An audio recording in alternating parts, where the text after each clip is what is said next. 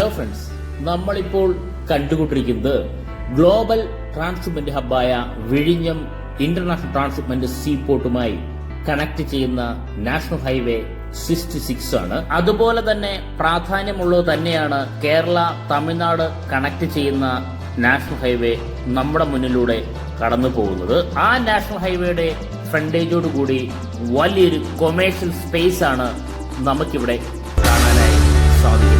ഏകദേശം 5500 square feet ആണ് ഇപ്പോൾ നമ്മൾ ഈ കാണുന്ന കൊമേഴ്ഷ്യൽ സ്പേസിൽ വേക്കന്റ് ആയിട്ടുള്ളത്. വിഴിഞ്ഞം രാജ്യാന്തര തുറമുഖത്തു നിന്നും ഏകദേശം 10 കിലോമീറ്റർ സറൗണ്ടിങ് ഏരിയയാണ് നമ്മൾ ഈ കാണുന്ന വലിയ കൊമേഴ്ഷ്യൽ സ്പേസ് വേക്കന്റ് ആയിട്ടുള്ളത്. Ground floor, first floor, second floor, ഈ 3 നിലകളിലായിട്ടാണ് ഏകദേശം 5500 സ്ക്വയർ ഫീറ്റ് ആണ് നിലവിൽ ഈ കൊമേഴ്ഷ്യൽ സ്പേസിൽ വേക്കന്റ് ആയിട്ടുള്ളത്.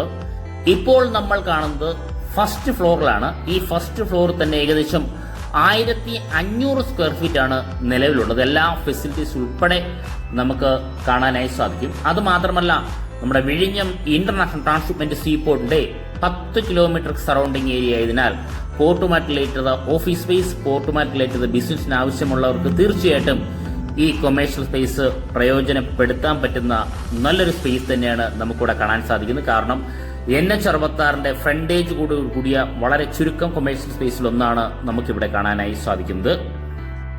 തൊട്ടു പിന്നെ നമ്മൾ കണ്ടത് ഫസ്റ്റ് ഫ്ലോർ ആണെങ്കിൽ ഇപ്പോൾ നമ്മൾ കാണുന്നത് സെക്കൻഡ് ഫ്ലോർ ആണ്. ഫസ്റ്റ് ഫ്ലോറിൽ ഏകദേശം 1500 സ്ക്വയർ ഫീറ്റ് ആണെങ്കിൽ സെക്കൻഡ് ഫ്ലോറിൽ ഏകദേശം 3000 സ്ക്വയർ ഫീറ്റ് ആണ് വേക്കന്റ് ആയിട്ട് വരുന്നത്.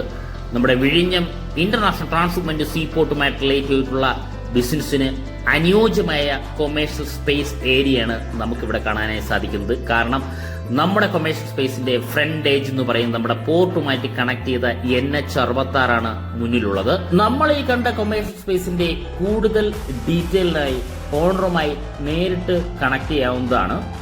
Thank you.